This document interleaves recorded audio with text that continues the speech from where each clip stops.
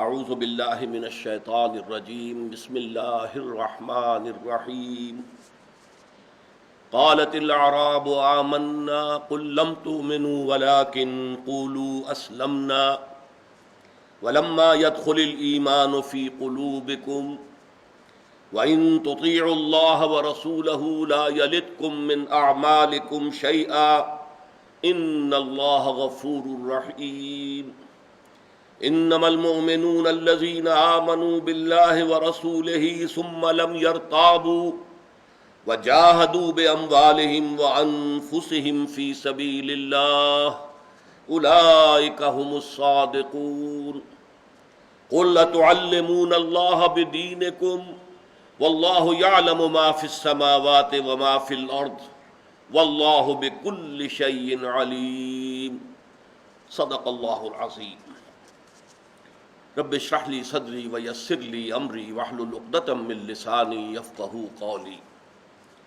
اللہم ربنا الہمنا رشدنا واعذنا من شرور انفسنا اللہم ارنا الحق حقا وارزقنا اتباعہ وارنا الباطل باطلا وارزقنا اجتنابہ اللہم اجعلنا من المؤمنین اللہم اجعلنا من المتقین آمین یا رب العالمین۔ سورہ حجرات کی آیات 14 اور 15 پر اگرچہ ہماری گفتگو اس سے قبل ہو چکی ہے، لیکن ان آیات کی اہمیت کے حوالے سے ایک بعض مزید چیزیں میں اس کے ضمن میں واضح کرنا چاہتا ہوں۔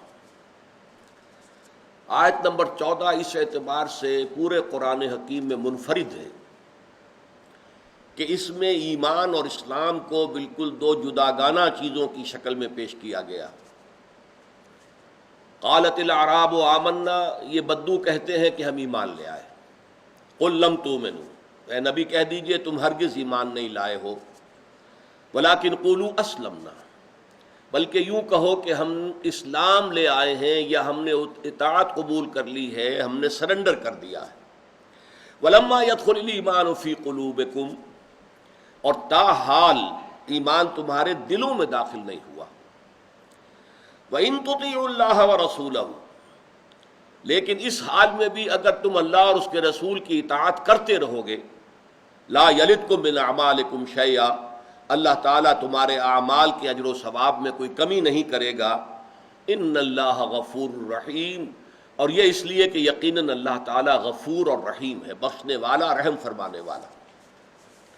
میں یہ عرض کر چکا ہوں کہ اصل میں قرآن حکیم میں یہ دو الفاظ اسلام اور ایمان اور مسلم اور مومن، یہ بالکل سینونیمس مترادف الفاظ کے طور پر بھی استعمال ہوتے ہیں، لیکن یہ ہے کہ جب ان کا ایک دوسرے کے سامنے تقابل ہو جائے تو ان کے معنی بالکل جدا ہو جاتے ہیں۔ یہ تین جوڑے میں نے آپ کو بتائے تھے، اسلام اور ایمان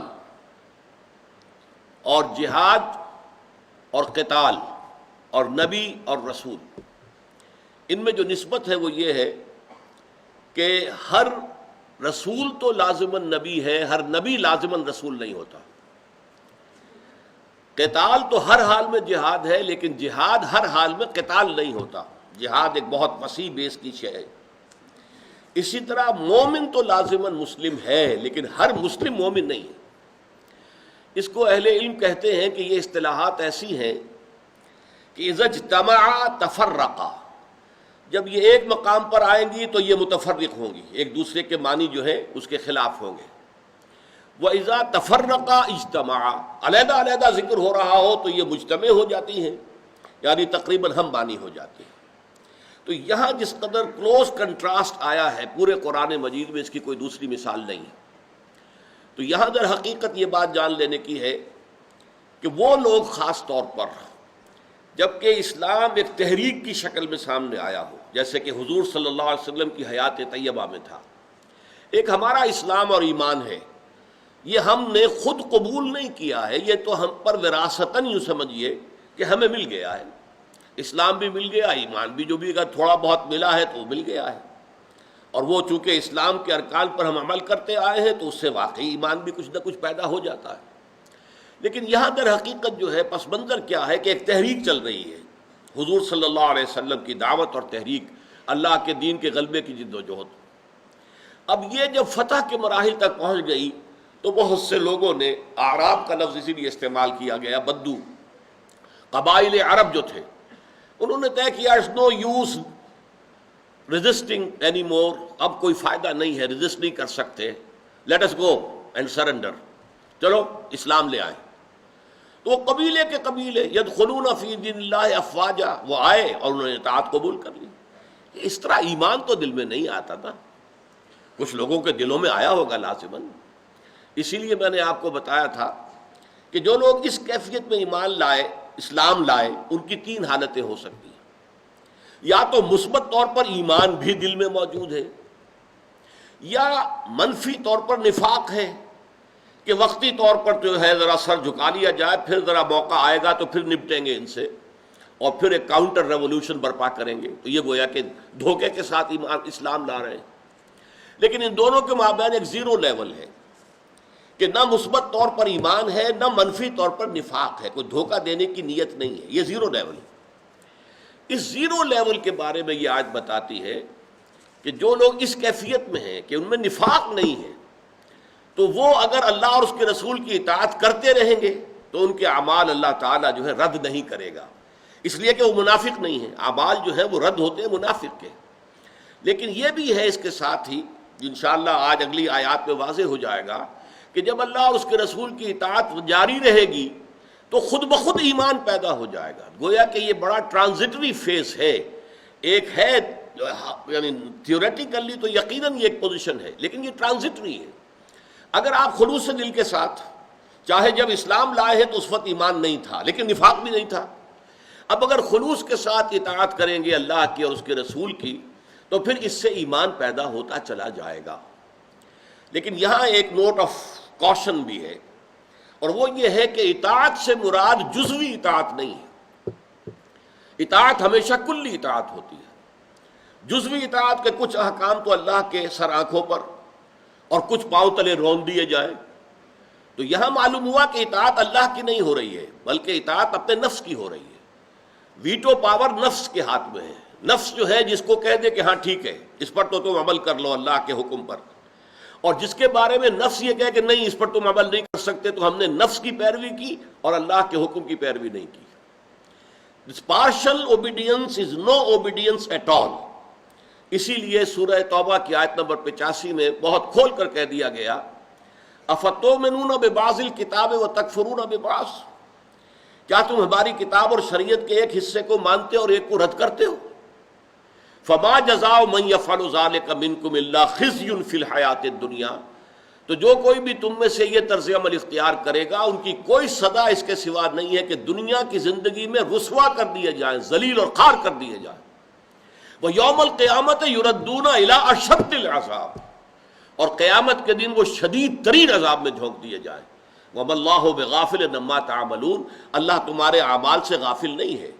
تم اپنی لمبی لمبی داڑھیوں سے اللہ کو دھوکہ نہیں دے سکتے، تم اپنے سالانہ جو ہے عمروں سے اور حجوں سے اللہ تعالیٰ کو دھوکہ نہیں دے سکتے۔ اگر تمہارے کاروبار سود پر چل رہے ہیں، اگر تمہارے کاروبار میں دھوکہ ہے، فریب ہے، اگر یہ چیزیں شامل ہیں، تمہاری آمدنی حرام کی ہے، تو ان چیزوں سے اللہ دھوکہ نہیں کھائے گا۔ تو یہ بات نوٹ کرنے کی ہے کہ اطاعت جو ہے وہ کلی اطاعت ہے، جزوی اطاعت نہیں۔ بہرحال اگلی آیت جو ہے اس اعتبار سے قرآن حکیم کی پھر میں الفاظ کہہ رہا ہوں اہم ترین آیت ہے، ایک concise definition of who is a real مومن، ایک نہایت جامع تعریف کہ مومن کون ہے۔ اور ان آیات کا ربط تو جو ہے خود واضح ہے۔ اگر ایک گروہ کے بارے میں کہا کہ تم یہ کہہ سکتے ہو کہ ہم اسلام لے آئے، یہ نہیں کہہ سکتے کہ ہم ایمان لے آئے، تو اب کوشچن پیدا ہوا نیچرلی، ہو از اے مومن، مومن کون ہوتا ہے بتائیے؟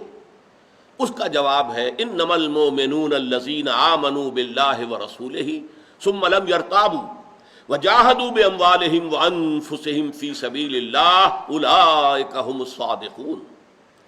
مومن تو صرف وہ لوگ ہیں، یہ میں بیان کر چکا ہوں اس آیت کے شروع اور آخر میں، جو اسلوب حصر ہے۔ اسے کیا کہتے ہیں اسلوب حصر کی مثال؟ اگر ہم کہیں زید عالم ہے، اس کا ایک خاص مفہوم ہے، اور کہا جائے زید ہی عالم ہے، اب مفہوم کافی جو ہے بدل گیا۔ زید عالم ہے تو عمر بھی ہو سکتا ہے، بکر بھی ہو سکتا ہے، اور کوئی ہو سکتا ہے، اس میں کوئی نفی دوسروں کی نہیں ہے۔ جب زید ہی عالم ہے آپ نے کہا تو معلوم ہوا کہ صرف زید جو ہے وہ عالم ہے، باقی سب غیر عالم ہے۔ تو یہاں پہ اس کو اسلوب حصر کہتے ہیں، اور یہ آیت دونوں طرف بریکٹڈ ہے، دونوں طرف سے اسلوب حصر سے، انما کلمہ حصر ہے، اولئک ھم الصادقون، اسلوب حصر ہے۔ مومن تو صرف وہ ہیں جو ایمان لائے اللہ پر اور اس کے رسول پر، پھر شک میں ہرگز نہیں پڑے، یعنی یہ یقین کی کیفیت ہو گئی ان کے قلوب کے اندر۔ وجاہدوا باموالہم وانفسہم فی سبیل اللہ، اور پھر انہوں نے جہاد کیا اللہ کی راہ میں اپنی جانوں کے ساتھ، اپنے مال کے ساتھ۔ اولئک ھم الصادقون، یہی ہے صرف وہ لوگ کہ جو سچے ہیں اپنے دعوی ایمان میں۔ اگر وہ کہتے ہیں آمنا تو انہیں حق ہے، وہ سچے ہیں۔ لیکن اگر یہ کیفیت نہیں ہے تو مسلم تو تم مان لیے جاؤ گے، لیکن مومن تمہیں تسلیم نہیں کرے گا اللہ تعالیٰ۔ اس ضمن میں یہ بات میں پہلے بتا چکا ہوں آپ کو کہ اس مضمون کا اس سورہ حجرات کے عمومی مضمون کے ساتھ کیا ربط و تعلق ہے۔ میں نے عرض کیا تھا شروع میں، یاد ہوگا، کہ مسلمانوں کی حیات ملی اور حیات سیاسی اور حیات ریاستی، ریاست کی سطح پر، اسٹیٹ کی سطح پر، اس کی رکنیت کس کو حاصل ہے؟ اسلامک اسٹیٹ جو ہے اس کی سٹیزن شپ جو ہے وہ کس کو حاصل ہے؟ آیا صرف مومن کو یا مسلم کو؟ تو اسلامی ریاست کی سٹیزن شپ مسلم کے لیے ہے۔ آپ یہ نہیں جان سکتے کہ مسلم کے اندر ایمان ہے یا نہیں ہے، یا منافق ہے یا کیا ہے، یہ ہم ڈسکس کر ہی نہیں سکتے۔ یہ صرف اسلام کی بنیاد پر ہوگا۔ جب تک کسی شخص کی تکفیر نہ ہو جائے، he will be accepted as a citizen of the Islamic State۔ اسی طرح اسلامی معاشرے کی رکنیت جو ہے وہ بھی اسلام کی بنیاد پر ہے، ایمان کی بنیاد پر نہیں۔ البتہ آخرت کا سارا معاملہ ایمان کی بنیاد پر ہے۔ وہاں یہاں دنیا کا اسلام وہاں کام نہیں آئے گا اگر ایمان نہیں ہے۔ ہاں ایمان بھی ہو، اسلام بھی ہو تو کیا کہنے ہیں، نور علی نور۔ لیکن یہ کہ اگر ایمان نہیں ہوگا تو یہ اسلام بے معنی ہوگا، زیرو ہوگا، اللہ کی بیلنس میں، میزان میں اس کا کوئی وزن نہیں ہوگا۔ تو انما المؤمنون الذین آمنوا باللہ ورسولہ ثم لم یرتابوا، یہ بھی میں عرض کر چکا ہوں۔ اسلام کے 5 ارکان ہیں، کلمہ شہادت، نماز، روزہ، حج اور زکوٰۃ۔ ایمان کے لیے 2 ارکان اضافی ہو جائیں گے۔ اس شہادت کے ادھر آپ کو یقین قلبی، اور اس عمل کے پیدان میں جہاد فی سبیل اللہ۔ تو گویا کہ ایمان کے ارکان 7 ہو گئے، 5 اسلام والے وہ تو عام ہیں، اور 2 اضافی ہو گئے۔ جیسے آپ کو معلوم ہے کہ لائٹ کی اسپیکٹرم جو ہوتا ہے، رے آف لائٹ کا، تو اس میں الٹرا وائلٹ اور انفرا ریڈ یہ انویزیبل ہوتے ہیں۔ تو اسی طریقے سے الٹرا وائلٹ جو ہے ایمان وہ انویزیبل ہے، البتہ جہاد جو ہے اس کو آپ کہہ سکتے ہیں کہ وہ انفرا ریڈ ہے۔ وہ تو جہاد تو ظاہر بات ہے، اس میں پھر جانیں بھی دینی ہوگی اور خون بھی دینا ہوگا۔ تو اس طرح سے ایمان کی یہ جو ہے 7 ارکان بن جاتے ہیں۔ تو یہ ہے ایمان کی اصل ڈیفینیشن۔ اب یہاں آج نوٹ جو مزید کرانا چاہتا ہوں وہ یہ ہے کہ جیسے ایک پرکار ہوتی ہے، اس کے 2 بازو اس طرح جڑے ہوئے ہوں، پرکار بند ہے، وہ مثال ہے اس آیت کی۔ ایمان میں یقین اور جہاد فی سبیل اللہ، یہ 2 ارکان ہیں ایمان کے۔ انما المؤمنون الذین آمنوا باللہ ورسولہ ثم لم یرتابوا وجاہدوا باموالہم وانفسہم فی سبیل اللہ اولئک ھم الصادقون۔ اس آیت میں یہ پرکار کے دونوں جو بازو ہیں یہ دونوں جڑے ہوئے، جیسے کہ پرکار بند ہوتی ہے۔ اسی لیے میں نے کہا تھا کنسائز، سب سے زیادہ مختصر ڈیفینیشن جو ہے مومن کی وہ اس آیت میں ہے۔ کنسائز اینڈ کمپریہنسو، تھوڑی ہونے کے باوجود، مختصر ہونے کے باوجود کمپریہنسو ہے کہ اس کے تمام اجزاء کو اس نے سمو لیا ہے۔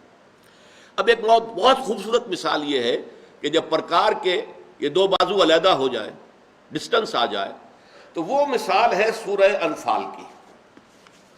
سورہ انفال کے ابتدا میں ایمان کی حقیقت کا پہلا جو حصہ ہے اس کو بیان کیا گیا۔ یہ دوسری آیت ہے، انما المؤمنون الذین اذا ذکر اللہ وجلت قلوبہم۔ دل میں اگر یقین ہوتا ہے تو یہ کیفیات پیدا ہوں گی کہ وہ مومن تو وہ لوگ ہیں، وہی انما کا لفظ ہے یہاں بھی، انما مومن تو صرف وہ ہیں کہ جب اللہ کا ذکر کیا جائے تو ان کے دل لرز اٹھے۔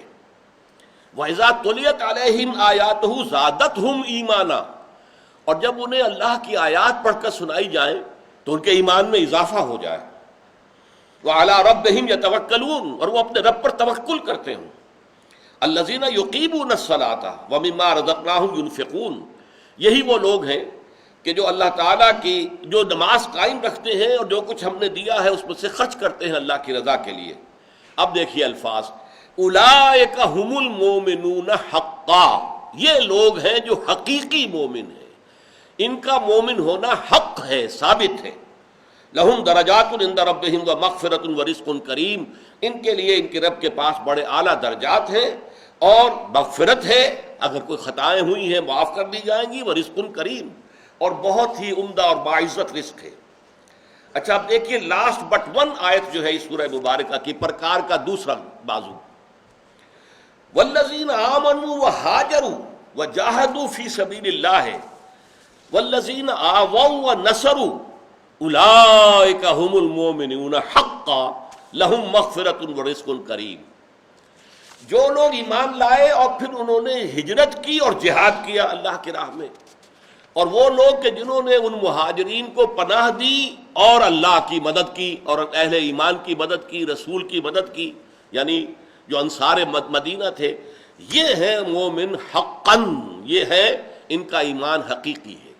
تو یہ دونوں در حقیقت شروع میں بھی اولئک ھم المؤمنون حقا، آخر میں بھی اولئک ھم المؤمنون حقا. تو پرکار کے دونوں بازو جو ہے وہ یہاں پر علیحدہ ہو گئے. اس کے بعد میں نے آپ سے عرض کیا تھا کہ یہ ایمان کا معاملہ جو ہے اس کی ڈیفینیشن کا دوسرا جز جو ہے وہ جہاد فی سبیل اللہ ہے. اب یہ معاملہ در حقیقت بہت ہی تفصیل طلب ہے. جہاد جہد سے بنا ہے، قتال قتل سے بنا ہے. جہد اور قتل یہ یک طرفہ عمل ہے. آپ کسی کام کے لیے محنت کر رہے ہیں، یہ جہد ہے، اردو میں بھی آپ بولتے ہیں جد و جہد.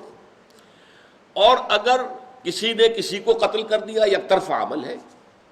لیکن اگر کوشش کے مقابلے میں آ جائے، سٹرگل ہو جائے کہ آپ جو ہے جیسے کہ یہ رسہ کشی ہوتی ہے کہ وہ ایک ٹیم جو ہے رسے کو اپنی طرف گھسیٹ رہی ہے، دوسری ٹیم اپنی طرف گھسیٹ رہی ہے. آپ اس ملک میں اسلامی نظام چاہتے ہیں، کچھ اور لوگ ہیں جو سیکولر نظام چاہتے ہیں، ان کے درمیان رسہ کشی ہوگی. یہ جہاد ہے، رسہ کشی، سٹرگل. اسی طرح قتال کیا ہے کہ دو افراد یا دو گروہ ایک دوسرے کو قتل کرنے کے لیے ایک دوسرے کے سامنے آ جائیں. وہ اسے قتل کرنا چاہتا ہے، یہ اسے قتل کرنا چاہتا ہے. تو اس معنی میں جہاد فی سبیل اللہ ہمارے دین کی بڑی بنیادی اصطلاح بھی ہے. اور سب سے بڑی بات یہ کہ یہ آیت کہہ رہی ہے کہ اگر جہاد نہیں ہے تو ایمان ہے ہی نہیں. سورہ صف میں بھی فرمایا ہے کہ یا ایھا الذین آمنوا ھل ادلکم علی تجارۃ تنجیکم من عذاب علیم. اہل ایمان کیا ہم تمہیں وہ کاروبار بتائیں جو تمہیں عذاب علیم سے چھٹکارا دلا دے؟ یعنی یہ کاروبار نہیں کرو گے تو جہنم سے چھٹکارے کی تمہاری امید جو ہے امید موہوم ہے. اور وہ کیا ہے کاروبار؟ تؤمنون باللہ ورسولہ، یہ حقیقی ایمان والی بات ہو گئی. گفتگو بھی ہوئی تھی یا ایھا الذین آمنوا، جو اسلام والا ایمان ہے وہ یہاں بیان ہو رہا ہے. لیکن یہ کہ اگر حقیقی ایمان ہوگا تؤمنون باللہ ورسولہ وتجاہدون فی سبیل اللہ باموالکم وانفسکم، اور جہاد کرو اللہ کی راہ میں اپنی جانوں اور مالوں کے ساتھ. گویا کہ معلوم ہوا اگر جہاد نہیں ہے تو جہنم سے چھٹکارے کا کوئی سوال نہیں. اس لیے کہ جہاد ایمان کا رکن اعظم ہے. اولئک ھم الصادقون، یقیناً یہی لوگ سچے ہیں. اللہم ربنا اجعلنا منہم، اللہم ربنا اجعلنا منہم، اے اللہ ہمیں ان سچے مومنوں میں شامل کر دے.